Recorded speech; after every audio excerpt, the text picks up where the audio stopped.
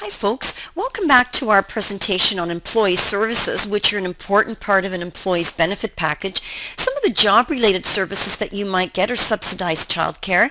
So if you have childcare issues, it might be nice, or you have children, it might be nice to pick an employer that's going to provide benefits whereby maybe they have an on-site daycare or they subsidize or defray the cost of your childcare to some extent. Maybe the company might also have elder care options for you. So in any case, they might have a program whereby they subsidize some of the elder care costs, or maybe they have elder care providers. So in other words, if you're looking after sick parents or grandparents, not just your children, and maybe you don't have time to do all that, or it's costly for you to do it, your company might subsidize it or have a provider that they have on a retainer basis who can provide some services that you may not be able to access, or it might be more challenging for you to access them.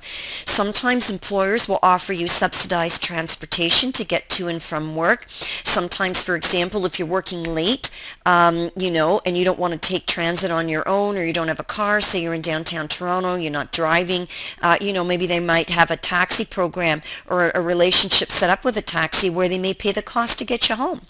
They might have food services like subsidized cafeterias. We see this happen in schools actually, where a lot of cafeterias, they may not be subsidized, but they offer your kids healthy options. And a lot more companies now are having food services or cafeterias which provide healthy options for employees at a reduced price or a reduced cost. You might get educational subsidies from your employer, and that's, for example, employers might pay part of the cost of your tuition if you want to go back to school. And again, some employers might offer telecommuting or allowing you to work from home one day a week or a couple of days a month, which would help you maintain your work-life balance. So it's not all these benefits have to cost something, right? A work-life balance benefit might not need to cost something, but maybe some of them do. But this is a benefit that your employer offers because they might know it's important to their employees, right?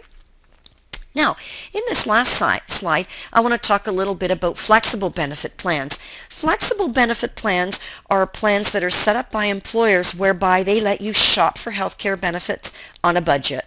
So they might say, well, we're going to give you $1,500 and you can go out and buy the benefits you want from the benefits that we're offering you. So kind of think of all these benefits that an employer offers as being a buffet. And you have $1,500 to shop at the buffet. And you can buy whatever benefits you can that your $1,500 will allow. Now, some of those $1,500 will also include your government mandated benefits, like that you have to buy.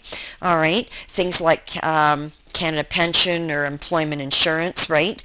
Those kinds of benefits that you have to buy. But over and above those costs, you might have some money, you're going to have money left over. I mean, that doesn't cost $1,500. Maybe it costs $300, so, maybe there's $1,200 left. So what are you going to buy with the money that's there? Are you going to buy dental? Are you going to buy medical, like drug care plans? Or maybe you're going to buy a little bit of dental and a little bit of medical, right? A little bit of drug plan stuff. So it depends what you need. Maybe you might not have enough money to buy vision care, but maybe your spouse or your partner says, well, if you don't have enough money to buy vision care, I have it on my benefit package. So maybe you go on to your spouse's benefit package for that. So you kind of get the best of both worlds, right? You can get your medical and some of your dental, and maybe you can get more dental from your partner or your spouse's plan, and then get your vision care from your spouse or your partner as well. So you kind of blend them together. So some of the advantages are that if the employee's needs change and they might need more medical than they do dental, they can, once a year you're allowed to change it up. Okay, and if your needs change, then maybe you need more medical than you do dental. Maybe you can now shift your money toward buying you more medical as opposed to dental. It also improves an employee's understanding of how much their healthcare dollars will take them. So you get a better idea and a better appreciation of what it actually costs because you're having to manage your $1,500 budget, for example, right? And sometimes it makes the introduction of new benefits a lot less costly. And we're going to talk about this point and some of the disadvantages in our next video.